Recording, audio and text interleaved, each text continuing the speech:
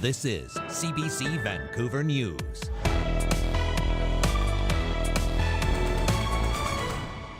Even moving some of those into the permanent housing market is going to make a significant difference. Stricter rules for short-term rentals. The province attempts to ease the housing affordability crisis with new legislation. Plus, criticism over Vancouver's enforcement of fire codes, what new documents reveal about an apartment building that burned down this summer. And why this road safety video is getting slammed online and how Richmond RCMP are defending it. Good evening, I'm Tanya Fletcher. Thanks for joining us. Well, BC's housing affordability crisis has prompted movement from the province. The Table today tabling legislation that restricts short-term rentals designed to put more of those units back into the long-term rental market. And as Mira Baines explains, it includes larger fines for Airbnb operators who don't follow the rules. The province is hoping new legislation will force people to take short-term rentals off platforms like Vrbo and Airbnb. We have seen a 20% increase in the number of short-term rental listings in British Columbia in the last year alone, to an all-time high of about 28,000 listings. The proposed law restricts short-term rentals to within a host's home, a basement suite or laneway home on the property where they live. Hosts who break the rules would be fined $3,000 a day, up from $1,000, and to help make people follow the rules. A new enforcement team that will support the efforts led by municipalities and regional districts. Short-term rental companies will be required to share data with the province and show business registration numbers on the listings. This will help local enforcement. If hosts are not playing by the rules, this legislation will require platforms to take down those listings.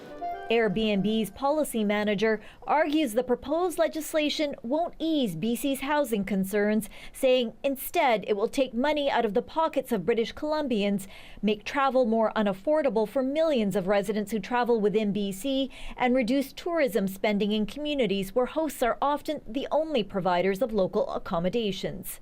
Callers on CBC Radio's BC Today were mixed. But philosophically, I'm opposed to the notion that government can just come in and tell me what to do with my property. In my neighborhood, I see brand new buildings being built that are being put up specifically for housing, and then they're being rented out as Airbnbs, like the whole property. The new rules could lead to fewer rooms for tourists in BC, but the mayor of Victoria says balance is key. Also, providing homes is a priority. Even moving some of those into the permanent housing market is going to make a significant difference. Resort communities and Gulf Islands will be exempt from principal residence requirements, but local governments can opt in. There's lots in here that the whole community is going to have to weigh in on. STRs are part of our community. They benefit Tofino, but they also, as everybody knows, bring some baggage. The provincial government says the new rules will be phased in from now through late 2024. Mira Baines, CBC News, Victoria. Well, this is not the first time BC has tried to regulate short-term rentals. Let's bring in our municipal affairs reporter, Justin McElroy, for more. So, Justin, why does the province think these measures will be more effective? The big difference is because the province is taking over oversight on the question of if somebody is renting out their primary residence, which is allowed, or a second home, which is not. Now, in the past, it was up to municipalities to try and figure this out if somebody put forward a complaint. And so it became sort of a whack-a-mole situation with bylaw officers, and in most municipalities, they don't have a lot of bylaw officers to try and figure out who was telling the truth in this sort of situation. Now, the provincial government already has all that tax documentation over what is the primary residence for someone. So in theory, if there is a complaint, if somebody is in the wrong and posting something on Airbnb or another website that they're not allowed to, it should be a short process to determine that they're in the wrong and to levy the fines and get those units, in theory, on the market to be rented to British Columbians. All right, thank you. That's our Justin McElroy reporting for us tonight. Well, tenant advocates want the city of Vancouver to step up fire code enforcement. This comes a few months after 70 people were forced from their homes by an apartment fire over the summer. As Moira Whiten reports, new documents obtained by CBC News show inspectors tried for years to get the building's owners to bring it up to code. Tenants at 414 East 10th Avenue lived in fear for years as fire code violations stacked up. More than 30 in the last 2 years before it burned down. City inspection reports offer a glimpse at how hard it was for staff trying to get the sprinkler system and alarms fixed, or to even get inside the building at all. Inspectors reported they found the fire alarm hadn't been serviced since 2018 and worried that blocked exits and holes in a ceiling could help a fire spread.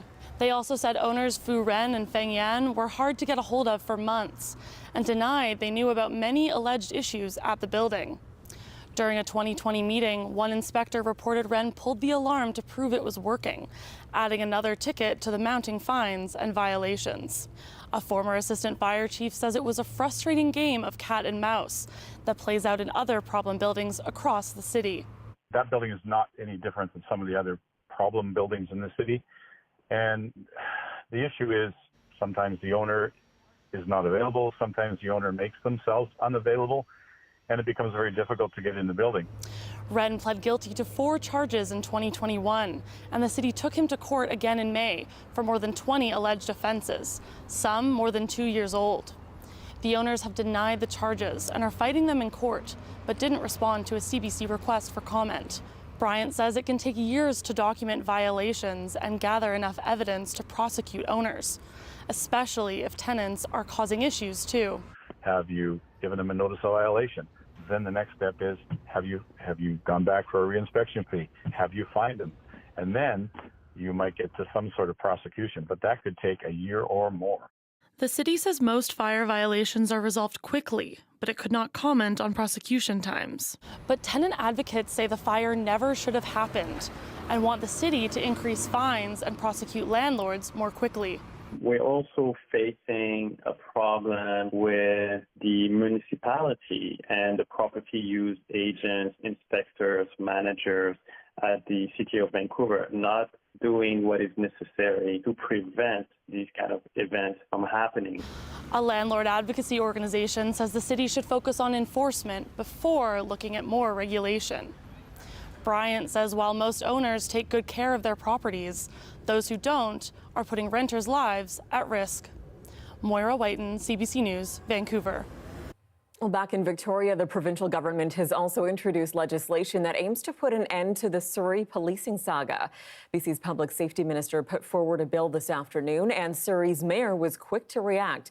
Our Leanne Young has more. I'm going to be really clear. The City of Surrey has made a position. We're not changing that position. Unswayed. That was the takeaway from Surrey's Mayor Brenda Locke during her press conference this afternoon here at City Hall. The mayor was quick to make herself available to media after the public safety minister tabled the new legislation in Victoria. The legislation also contains provisions that provide clarity and finality to the people of Surrey regarding their ongoing transition. Mayor Locke spoke about an hour and a half after the new law was introduced, but it also meant she couldn't say very much. Provincial legislation was just released within maybe 2 hours, so we are still all in the process of reviewing it. We are still in the process of reviewing. We'll be reviewing the legislation, reviewing the legislation. Interesting to note, Minister Mike Farnworth said that he offered Surrey City staff the chance to be briefed on the legislation before it was tabled. The city apparently did not take the province up on the offer. So what is the new legislation? It's an amendment to the Police Act called Bill 36. If passed, it will ban municipalities from reversing course in the middle of a policing transition. Minister Farnworth says it will mandate the City of Surrey to provide a municipal police force, essentially making the Surrey Police Service the agency of record over the RCMP here. He says it will, quote, provide finality to the ongoing transition, which has been bouncing back and forth for more than 2 years in this community. If I were the City of Surrey, I would say the province has made a decision, and it's time for us to move forward. It's time to stop the delays, and it's time to get on to moving towards the Surrey Police Service. Here in Surrey, Mayor Locke blames the province for delaying the process. She says the government could have made its decision months earlier than it did. Keep in mind, just 3 days ago, the city chose to take legal action against the province to put a stop to the transition. When I asked Mayor Locke if that was just adding to the delays, she says no. That's her sticking to the fight to ultimately save taxpayers money.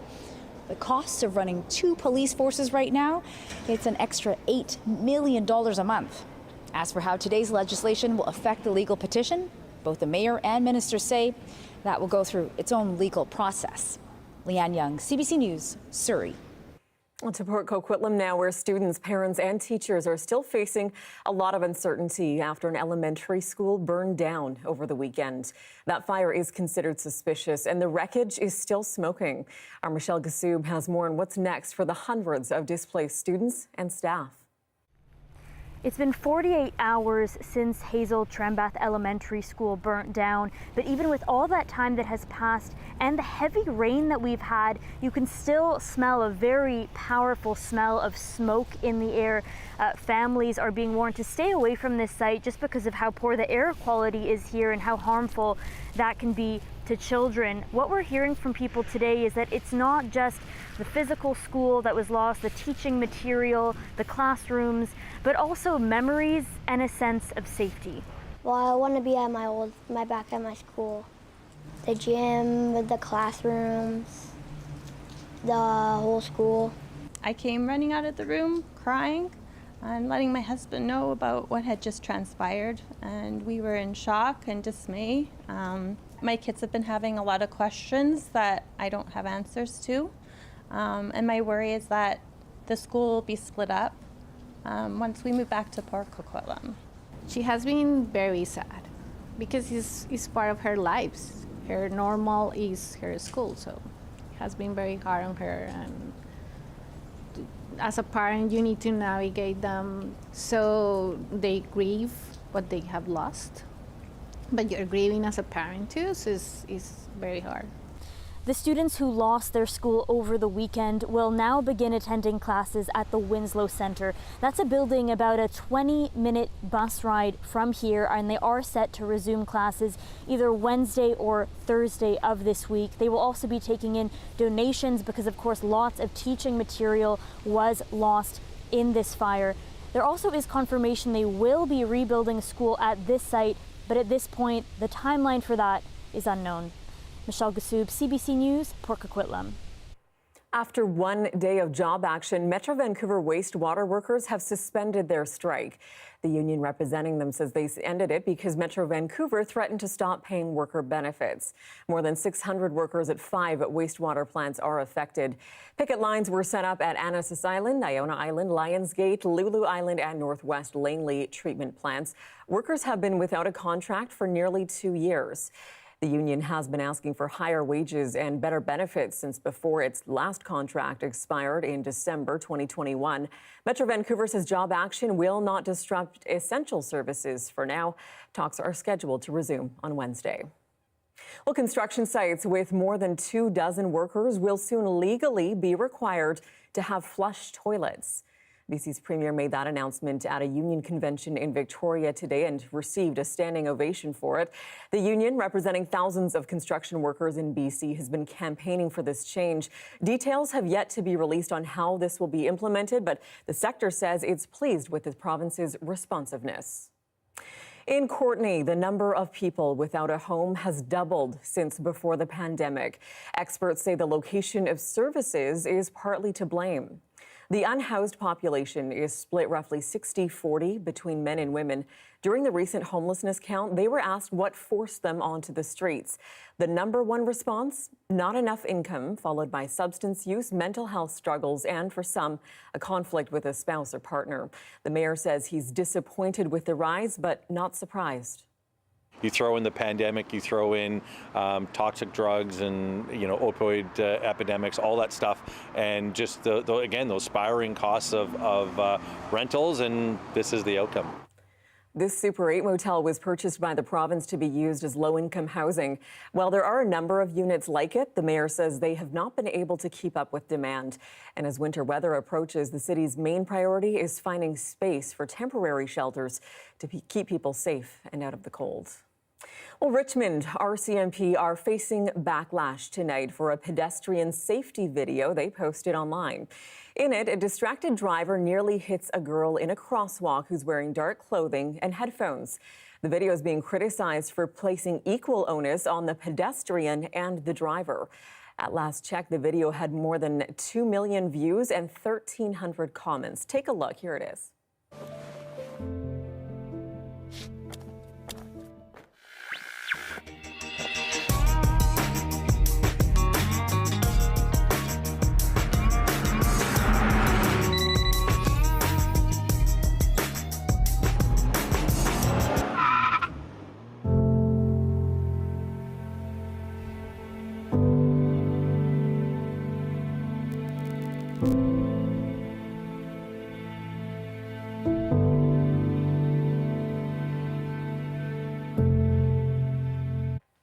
Now, one of the critics of that video is Vision Zero Vancouver. It's an organization advocating for road safety. Here's what they had to say. The girl that's crossing the road isn't doing anything illegal. She's pressed the button, she's on a marked crosswalk, she's paying attention, she's not doing anything illegal. Whereas the driver is looking at their phone. So this girl could have been dancing across the crosswalk in a neon ball frock and this guy would not have seen her. So it's absolutely not an equivalent thing. The Richmond RCMP puts out a video every year around this time around road safety. And in response to our request for comment, they provided the following statement saying, quote, "The purpose of the video is to reduce harm, save lives, and create awareness, full stop. Nothing more and certainly nothing less. This video is not about X being more right than Y." Tanks is because of their incredible ability to dig through, well, most people's houses. Well, coming up, how this tortoise, big tortoise, found himself in a Richmond farmer's fields. We'll explain coming up. Stay with us.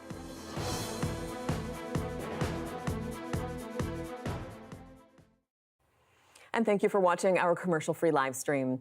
As Edmonton's downtown struggles to make significant progress in the wake of the pandemic, local business leaders are coming up with ways to revitalize the core. A key focus is restoring retail. And thanks to provincial funding, as CBC's Alicia Asquith shows us, there's a number of new retailers moving in, hoping to make a difference. Wander through Edmonton's downtown and it's easy to recognize the challenges facing the core. Empty storefronts line streets that once teemed with activity pre-pandemic. We're going to go over what the context of the report is. Heather Thompson is behind a new study released by the University of Alberta's School of Business looking into the city's downtown retail landscape. It found roughly 33% of downtown storefronts are vacant right now. Some of the things that we discovered that are working in other communities are around a lot of beautification investments, bringing more people back into the downtown core to actually live. We were talking about how do we make it easy for people to get around in the downtown core. So just really making it as consumer focused as possible. So people just want to be here, and it's not a mandate to come back to work. It's you want to be here because there's so many amazing things happening, and it's just a great place to be. The study didn't get into safety, but Thompson says that improves when more people frequent the area. And to encourage that, business leaders and local politicians say restoring retail is key. As part of the Downtown Business Association's Downtown Retail Attraction Program, 6 new retailers are moving in. They're receiving $250,000 each to help offset their startup costs. And it has to be bringing a unique offering to downtown. 3 of them were announced today: a brewery, a housewares and bake shop, and Good Goods, which will offer a wide range of socially responsible Canadian brands. Established 3 years ago, the co-owners say they're hopeful having a brick-and-mortar store in the city's downtown will help bring community together. There was a lot of really great vision that went into the downtown prior to COVID, and I think that we can all see that that opportunity still exists. We just need to be a part of the momentum that breathes that life back into it. Locations for the new retailers are still being worked out, and opening dates are expected sometime early next year. Meantime, the other 3 successful businesses under this program will be revealed later this fall. Alicia Asquith, CBC News, Edmonton.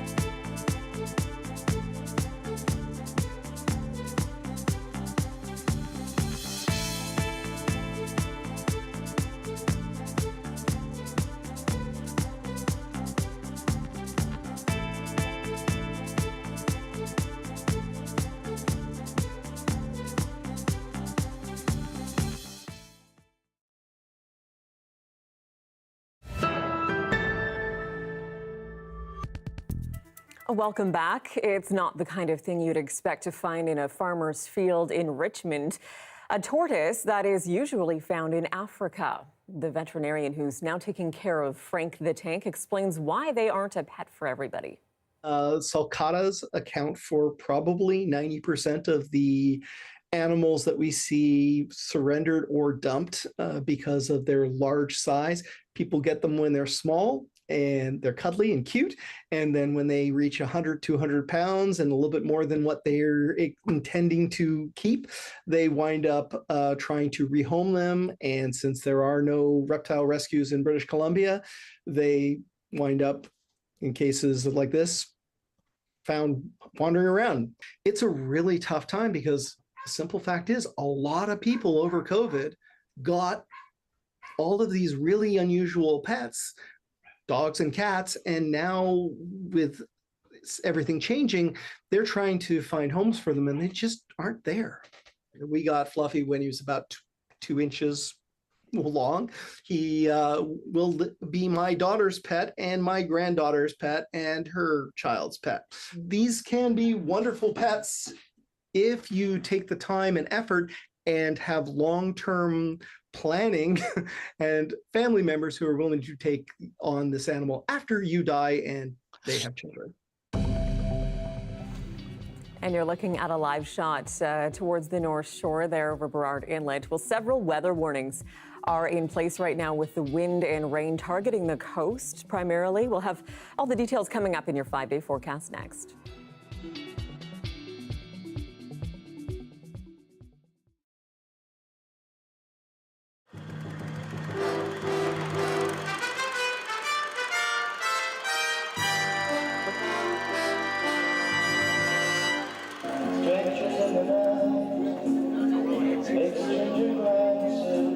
Roppongi is busy almost every night of the week.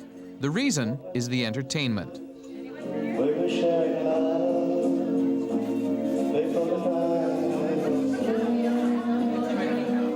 This man is not a professional singer. He just came in for a few drinks and some fun with his friends. Now, thanks to this laser disc machine, he's part of tonight's entertainment. It's a sing-along machine. The words appear on the screen and you sing along to the pre-recorded instrumental tracks. And they put a lot of echo into the microphone so your voice doesn't sound too flat.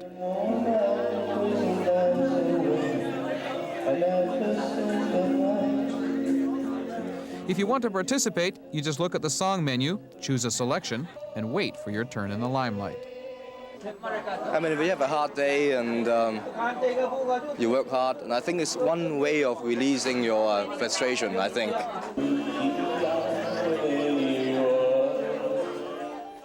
It's all the rage in Japan and other parts of the Orient, and it's only just hitting our shores, so a lot of the songs are in Chinese and Japanese. But you can try them phonetically if you want.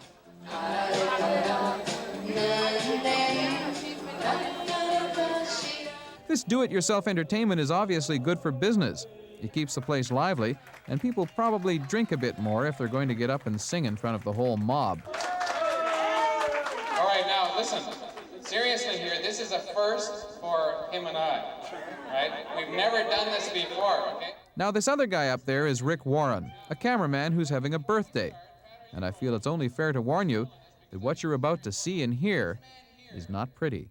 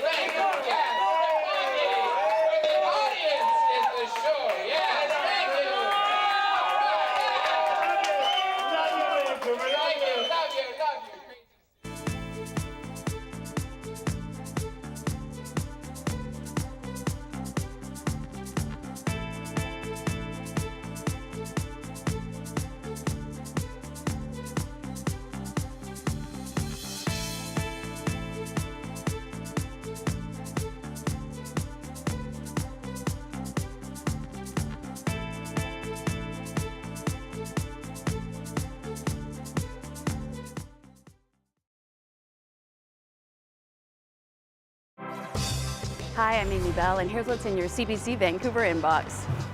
Celebrate the achievements and resilience of women in the workforce with CBC's Michelle Elliott on November 21st at the annual Dress for Success Luncheon. Get tickets and learn more at successluncheon.ca.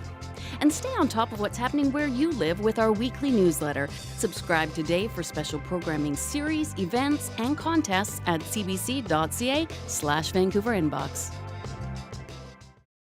The weather update is brought to you by Direct Buy Furnace. To cool and clean the air in your home, call Direct Buy Furnace. Installing Trane, the most reliable heating and cooling brand.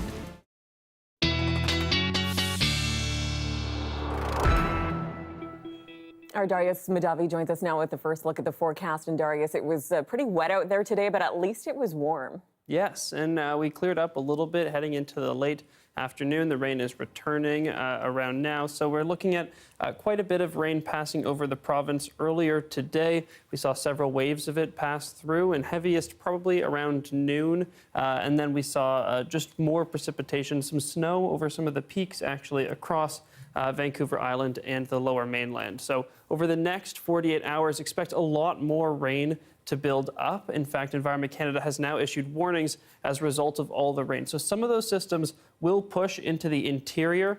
Today, we didn't see very much rain make its way in, but over the next couple days, they'll start to break down that bridge of high pressure that's keeping the interior dry and a little bit warm. And we'll see temperatures come down at least for a day or two, and that rain push its way in. But the island is really where we're most concerned, and the Lower Mainland, because we have warnings all up and down the coast. If we take a look at those warnings that Environment Canada has issued, we've got a wind warning for the North Island and up the coast. We'll take a look at that after, and rainfall warnings across much of the south coast. So here, the island is the big concern. The western parts of the island expecting, Environment Canada has issued a warning for anywhere from 180 to 200 millimeters of rain for parts at higher elevations.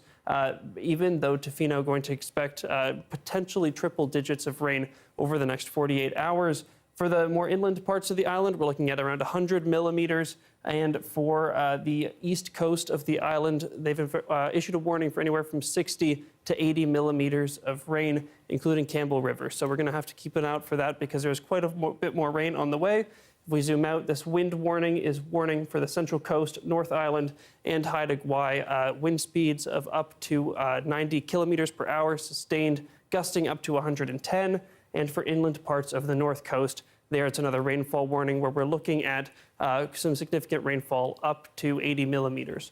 Now, temperature-wise, we're coming down tomorrow, but back up again heading into Wednesday and Thursday as high pressure retakes the southern parts of the province. We're looking at around 7 degrees above seasonal in the south, and up north as well. We're looking at quite a bit above where we'd usually be this time of year, and that'll continue as we head into the late week before we potentially see some more rain set up as we head into the weekend. But it might become dry. That's very much up in the air, but we'll check in later this week. Tomorrow, expect those mostly cloudy skies throughout the interior, and then lots of rain still coming for the coast and potentially making its way up to the southeastern parts of the province. So here in Vancouver, expect that rain for a few more days. We're not letting up anytime soon, but as we head into the late week, the chance of rain comes down and the sun comes out just a little bit more. Pretty classic fall forecast there for us. Thanks so much, Darius. Exactly. Thanks, Tanya. And that is your late news for this Monday, October 16th. For news anytime, anywhere, you can download the free CBC News app. You can always find us online as well. We're at cbc.ca/BC. Your next local newscast is on the early edition. That's on CBC Radio 1, starting tomorrow morning at 5 a.m. Thank you so much for joining us. Have a good night.